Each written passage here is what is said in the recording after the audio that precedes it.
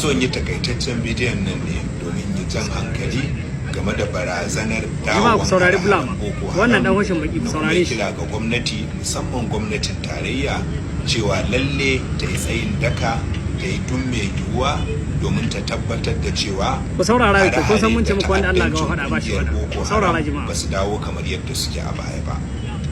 A jiya talata gwamnan jihar Borno ya nuna damuwa game da karuwar bari ku ji abin da ya faɗi sannan mu bashi ansa a yankunan jihar daban-daban da kuma yadda jihar Borno ke rasa yankunan da da suka dawo hannunta ga kungiyar Boko Haram dalilin waɗannan hare-hare.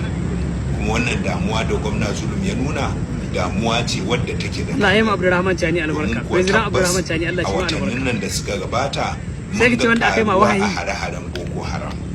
A yanzu kusan a kullum ta Allah sai kungiyar Boko Haram sun kai hari sun kashe fararen hula a gurare daban-daban a jihar Borno. Amma saboda waɗannan abubuwa suna faruwa ne a ƙauyuka ko a dazuka ba a fiye jin sa kafafen yada labarai ba, kuma tunda ita gwamnati ba tuso take a sani ba a sani. To amma babban abin da ma ni ya fita da mun hankali shine mu je zuwa akan sai ana zuwa kai akai sojojin Najeriya. A iya watannin nan 2 zuwa 3 da suka gabata kungiyar Boko Haram sun kai hare-hare akan manya-manyan sansanonin sojoji a gurare daban a jihar Borno. Misali sun kai hare-hare a garin Wajiroko da Sabon Gari a karamar hukumar Dambuwa, sun kai hare-hare a garin Wulgo a karamar hukumar Gamborin Gala, haka kuma sun kai wani harin a garin Bisge a karamar hukumar wato Goza. Kuma duka waɗannan hare-hare kan sansanin sojoji ake kai su.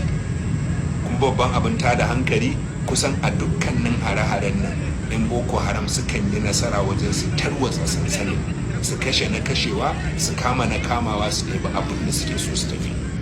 Babban abin tada hankali da hare-haren nan shine duk inda Boko Haram suka kai hari kan sansanin soja, to abu na farko dai ka san cewa tun da kaga kungiyar sun niki gari ta Kanas ta Kano sun kai hari kan sansanin soja ba tare da su sojojin ne suka kawo musu hari ba, to ka san cewa sun tato wani abu.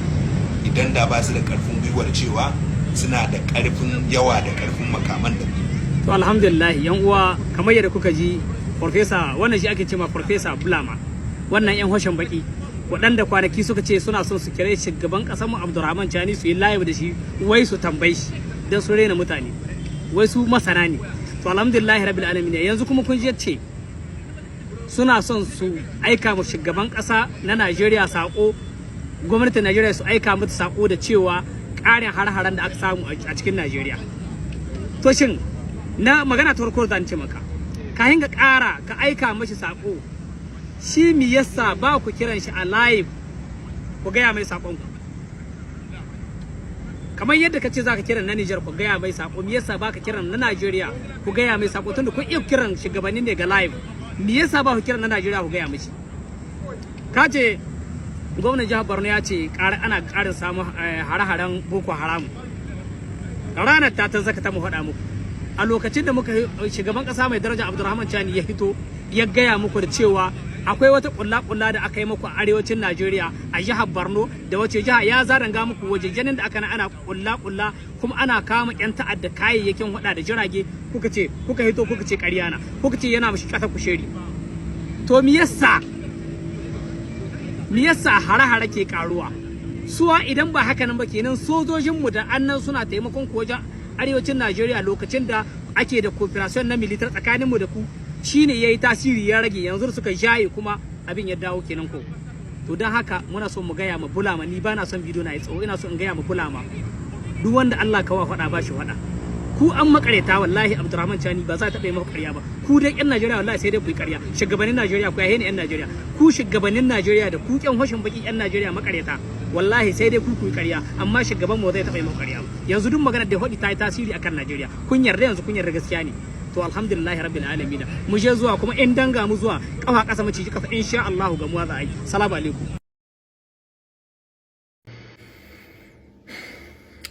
alaikum. Assalamu alaikum.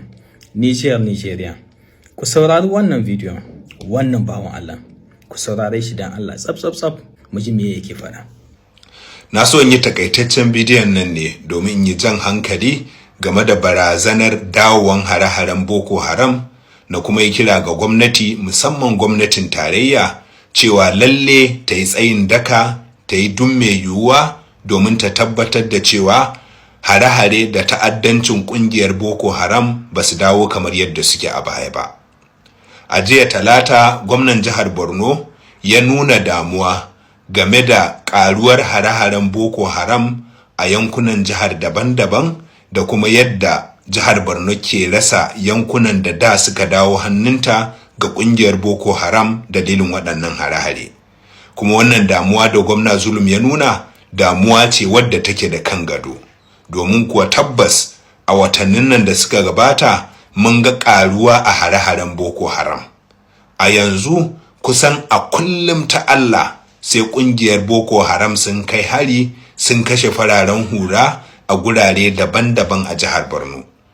Amma saboda waɗannan abubuwa suna faruwa ne a ƙauyuka ko a dazuka, ba a fiye jinsu a kafafen yada labarai ba, kuma tunda ita gwamnati ba so take a sani ba a sani. To amma babban abin da ma ni ya fita da mun hankali shine ƙaruwar hare-hare a kan sansanonin sojojin Najeriya.